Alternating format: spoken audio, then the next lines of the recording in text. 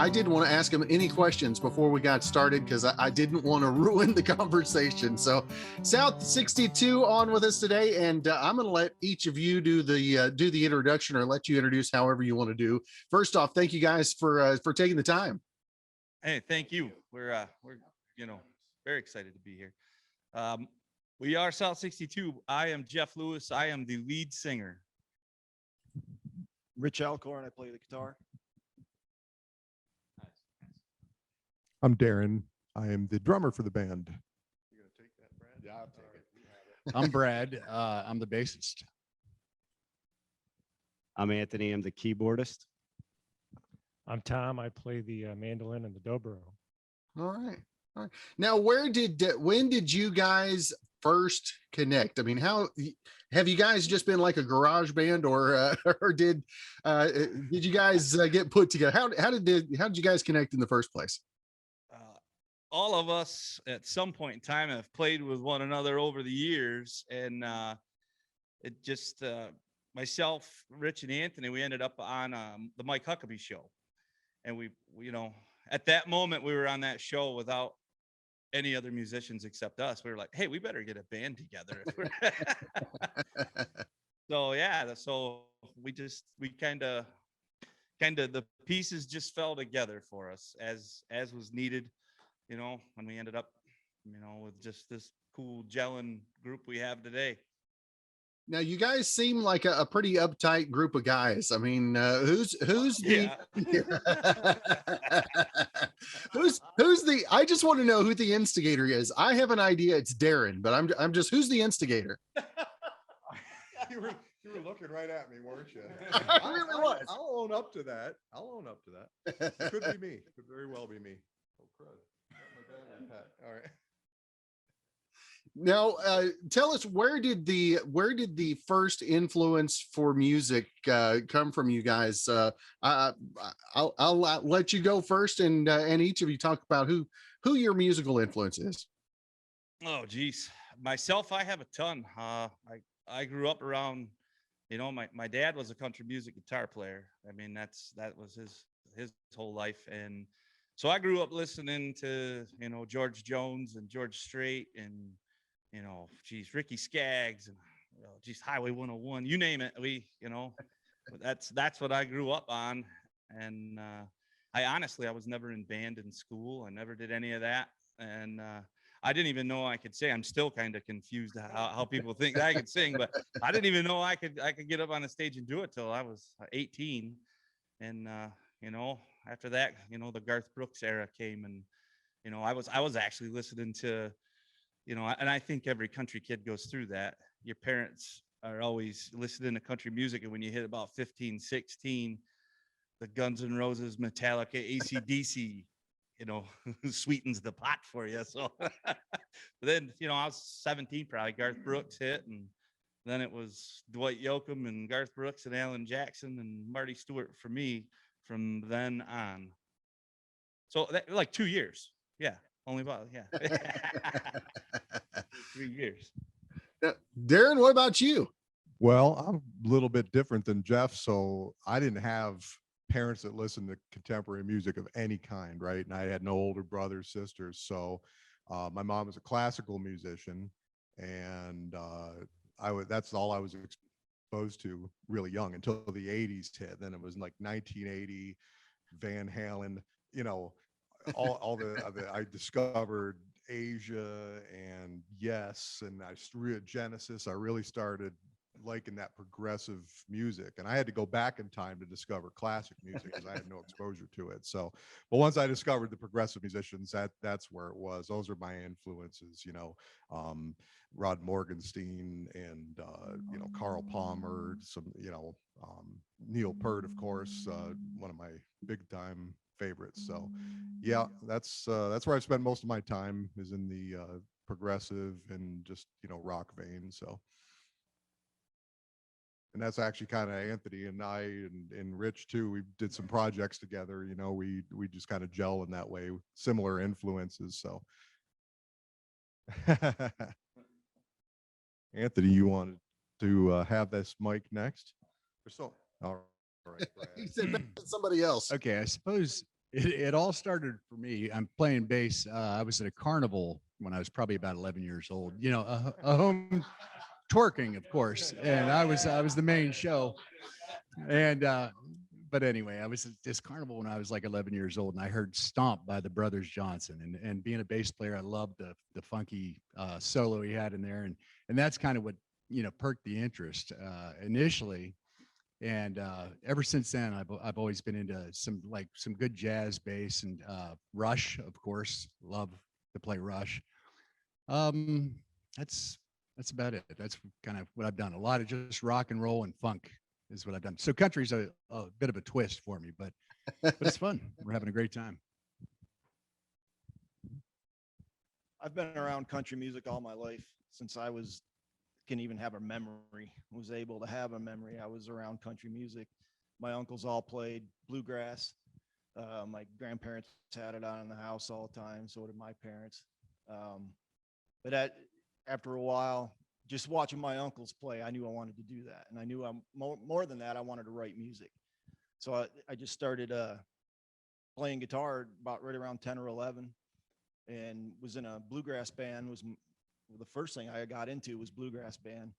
And then Ozzy Osbourne was playing on the radio, and it kind of changed things for me a little bit. So I went down, and like Darren said, I kind of went back. I heard him, and then I went back and listened to Black Sabbath and got into Deep Purple and all the 70s hard rock bands and Nazareth and Zeppelin and all that, which some of them had a country feel to them, some of their songs. So it was really cool. But I've kind of come full circle. I've been playing with Jeff for quite a while and discovered I kind of had a knack for writing country music. So I just been doing that for a while now and not looking back now. On down the line. It's me. Well, my story isn't that much different. It started with my folks. My dad loved country music, and I had three uncles and an aunt that played either country or bluegrass, guitars, fiddles, banjos. So I've been around that my whole life, and I always thought they were cool. They'd bring their instruments over to the house for holidays and parties, and it's just really cool to watch them get up and perform. And I always wanted to do it. Got in a high school band, like these guys too. I started listening to Ozzy and Sabbath, and I didn't get to country music until later in life, and then a bunch of bluegrass bands I've been in. Since the bluegrass, I haven't gone back like some of you guys. Bluegrass did something to you that it didn't do to you. Yeah, to me it's sacred. I can't go back to Ozzy after that. It's amazing. I mean, who thinks whenever you come into a country music interview Zoom session that Ozzy is going to be the predominant influence on that? It's kind of common here. Yes, I grew up listening Ozzy too. Seeing him live.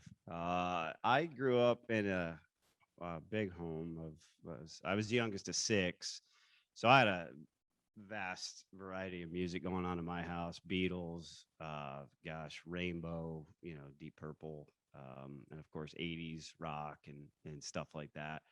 So I kind of had a wide spectrum of I was basically anything from Enya to Pink Floyd to Dream Theater was my selection. So and then I got into recording, and so that even got a broader sense of different genres to listen to.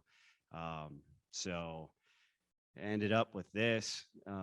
So it's been a ride for us. So I think we have a unique feel between all the guys in our playing, our sound.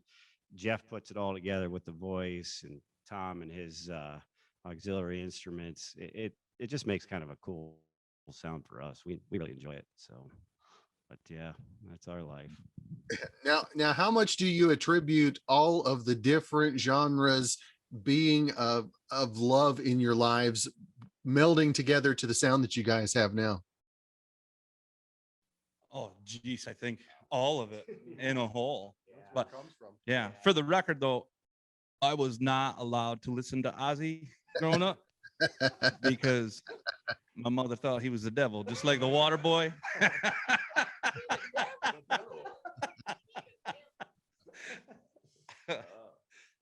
And in country music, you are not the exception. Yeah, there's a lot of parents that were probably under that same. My household same way. Yeah, there was no Ozzy. Oh yeah, Ozzy, so.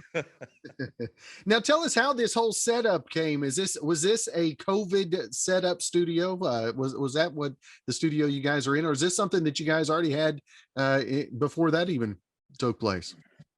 I'll let you.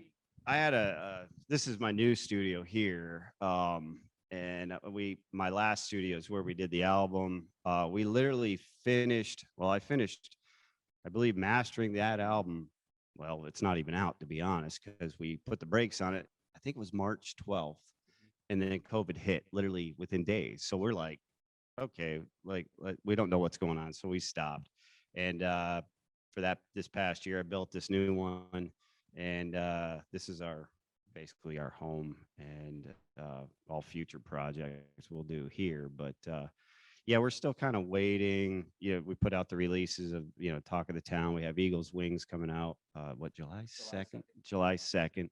And then after that, we'll have another radio streaming release. So, but yeah, we took advantage of the time for sure, being off. So yeah, here we are. And we did all the videos while we were we did 5 music videos. And thanks to our buddy Lance doing our video right now. He's our guy. So yeah, we took advantage of the time. Heck yeah. Now, how much different is the live stream performances, and how much of a learning curve was there on those to play into no smiley faces, no emojis or anything? It's a huge difference. That's a learning curve right there. It's hard to, you're used to the fans feeding you and your crowd feeding you, and You don't have a front of house guy either. No, so sound, we're trying to, we all have our own mixes. So yeah. Besides Anthony doing hair flips and Brad twerking, that's all I have to rev me up when I'm singing. yeah, take care of you. Now, what's it like to have a single out right now, and what's the feedback been like so far from Talk of the Town? Well, so far it's been, we are utterly blown away. We started on the Music Row chart at 240, and then I've said this every time, but we were like, all right, if we break 200, that'll be so cool. And then we broke 200, and then we went from 240 to 110 in 4 days. And we were like, holy cow, we might break 100. And now we're at 86, and we're going, man, we might really mark. There's a shot. This is a dream come true for every single one of us. And it's still, we all have the pinch me moments, because it's just, man, we're having a blast. This has been the time of our lives so far. It's been awesome.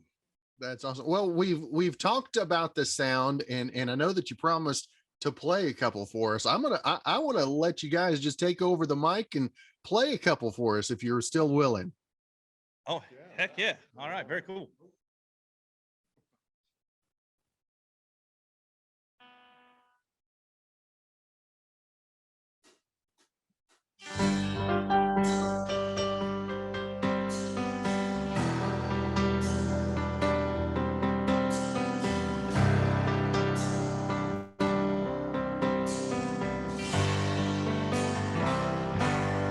I'm still here, you're still gone, left me behind to try and find the strength to carry on. This old heart's shaking as the ground to stand up upon. I'm still here, you're still gone. I'm still here, I'm all right,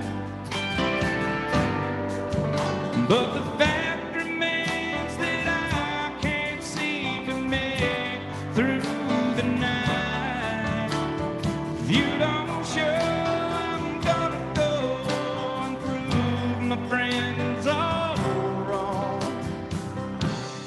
I'm still here. You're still gone. And I live among the memories that linger in this town.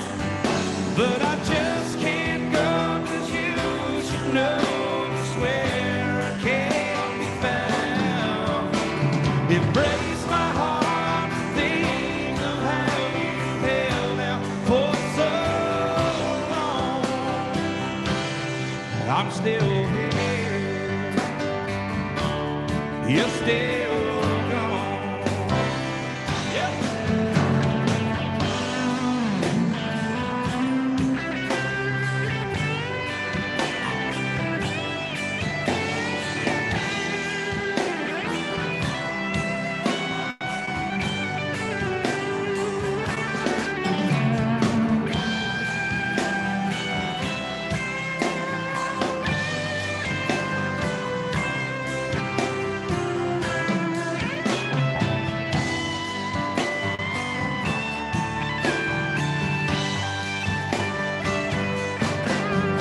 Yeah, the truth could set me free if I could only find a way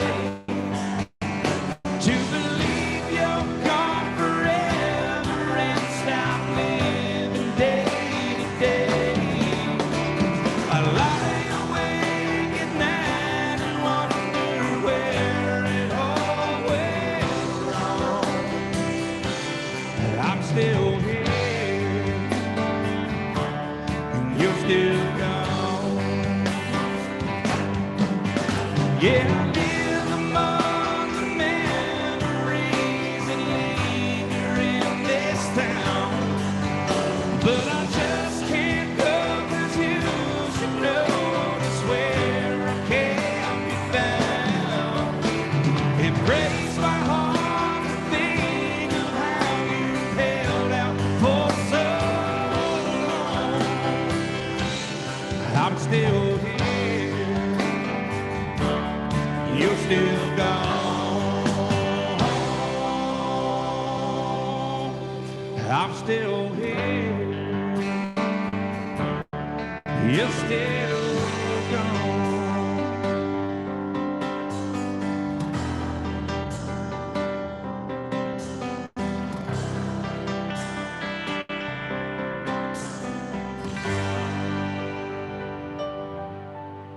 Very cool.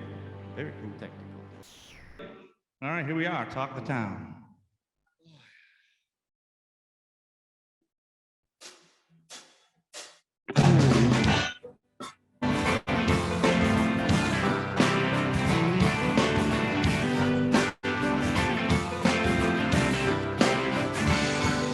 A call with your hand in the cookie jar.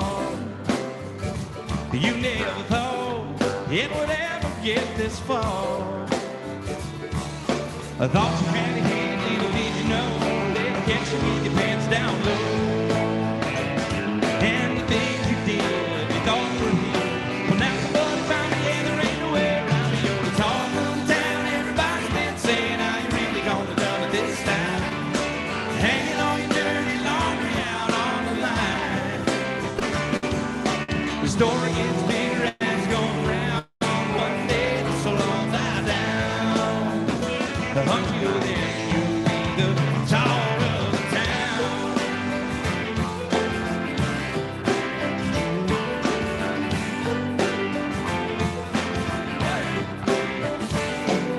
Run, but you know you're never gonna hide. You had fun, now it's time to pay for the ride. Reputation is hard to earn, but even harder when the bridge is burned. And it's plain to see your history's coming back home. Yeah, we know how to find you. It's all for the town, everybody's been saying how you really gonna do it this time. Hanging all your dirty laundry out on the line. The story gets bigger as it's going round. One day this will all die down. Until then, you'll be the talk of the town.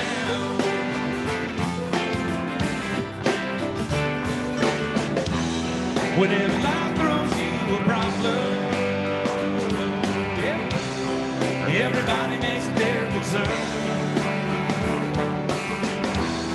But in small, small towns like this, you know everybody's gonna get their turn. 'Cause right now, talk of the town, everybody's been saying, I ain't really gonna do it this time. Hanging on your dirty laundry out on the line. The story gets bigger as you go around. One day this will all die down. Until then, you'll be the talk of the town. Everybody's been saying, I ain't really gonna done it this time. Hanging on your dirty laundry out on the line. Story gets bigger as you go around. One day this will all die down. Until then, you'll be the talk of the town.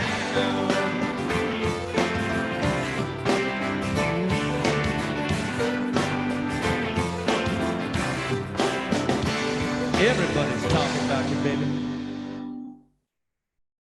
That's good stuff, guys. Very cool. Thank you. What now? How long have you guys been able to get together and practice throughout the entire last year, or was there some time that you had to do to keep up via remote? We got together and we shot music videos. That's what we spent most of every weekend out at a different location shooting music videos, just trying to pass the time. Then we started rehearsing Yeah. farther into the winter and stuff. Yeah. Yeah. So it was in mid-March. We Yep. started rehearsing. April, May. Yeah, it's been tough. We've been cramming. 4 or 5 days a week. We've been in the studio. Yeah. We're just cramming, trying to get caught back up. Now, what was it like the first time to get back out and play a live show in front of actual live audience members? We'll let you know June 27th. Still, yeah. we in where we're at, we're the like Tom and I are on the edge of New York. These fellows are all in Pennsylvania. So we are just getting our restrictions lifted. I mean, we weren't allowed live music out. We weren't allowed anything, and so Rich, Tom, and myself, we were like, heck with it. There was a rule that you could have, as long as you only had 3 players, it wasn't technically a band. So we started rehearsing. We were like, heck with it. We're going to go out. We'll just play at some diners and stuff. And then they started easing up the restrictions. And then we were able to get back together as a group and get rehearsing. And it's, yeah, we're just freed up now. So our first show will be June 27th in Franklin, PA. Well, that we're allowed back out at it. How much have the Butterflies already started looking forward to that, or is it just the anticipation? No, honestly, the Butterflies for the shows, I don't normally get, but doing these podcasts and radio tour stuff, virtuals. Yeah, we got the camera in front of your face. Hey, for radio guys, having that camera in their face is just as much. That's a bit much of a challenge on us as it is for you guys. I promise. Now, how has this last year, everything that's been going on around the world, inspiration-wise, songwriting, has it been easier or harder to find the inspiration this last year? I'm gonna pass it down to Rich. Actually, I haven't written a ton of songs recently, but it has been easier. Just I've been sitting around listening to a lot of music and had time to just, sit down and actually listen to things. And it's kind of inspired me. I've written, I don't know, 4 or 5 songs since it all started, I guess. And some of them these guys have heard, some they haven't yet. But no, it's been kind of nice. I actually pretty much stayed working through the whole thing. But I had, we did do some shift work early on. So I was home a lot. Of course, my wife had me working on our house when I would have preferred to be in my music room, but I did get some time in there, and I did get some writing done, and it did, I don't know, something about I felt kind of, like I felt the solitude, I guess, of not being able to get together with these guys or anybody really. And it kind of, stuff like that kind of inspires me a little bit, brings things out, so yeah, it worked for me. I was able to do stuff, and it whether it turned out good or not, I don't know yet, because these guys haven't heard it all. So we'll find that out sooner or later. That's still up for consideration, huh? Go I ahead, Anthony. definitely think. Oh, sorry about that. I was just going to add, being home for us, I think it gave us a good reflection on what's important in our lives, being with our family a lot, and that what's really important. You strip all the sports and all the everything out of your life, and you're like, this is important. And it was nice sitting down and kind of writing a little bit during that period of time. I was busy building this thing, though. I wish I had time to sit, but it was a good time for reflecting and I don't know, kind of coming together as a family. I thought so. I don't know about you guys, but Absolutely. Now that it's everything's opening back up, I have 3 sons and 3 daughters. Two of them are gone. One of them's just 5, but my boys are back playing sports. So now we're back to where we were planning dinner and, you figured out. Now we're back to, holy cow, we have 10 minutes. What are we grabbing? That part of it. I kind of missed that part of it about being shut down myself. It was nice sitting and chilling with my family and having a good dinner and talking. And now it's just a rat race again, trying to get to the ball games and the wrestling tournaments. That's right. But I love them, and I'm thankful they're back. Yeah, I know, right? Now, if folks want to keep up with the music, the upcoming singles, the tour dates as those become available, and social media, where's the best place to keep up with South 62? Social media, definitely Facebook, Instagram. We're tweeting now. And trust me, we had to learn all this stuff. It isn't like, thank goodness for my children and their technological savvy, because their dad, I didn't know how to tweet. I didn't know how to do an Instagram. It was bad. It was bad. Yeah. Well, everything's South 62, Facebook, Twitter, Instagram.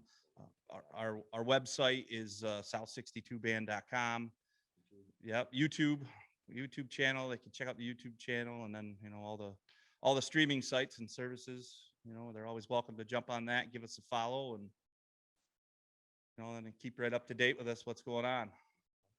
All right. Well, guys, I appreciate you taking some time out of your schedule and setting up there in the studio. That's a beautiful setup for the podcast today. Anthony and you guys, thank you so much for taking the time. And hopefully, as things start building up a little bit more, we'll get to see you guys face to face one of these days real soon. Yeah, heck yeah.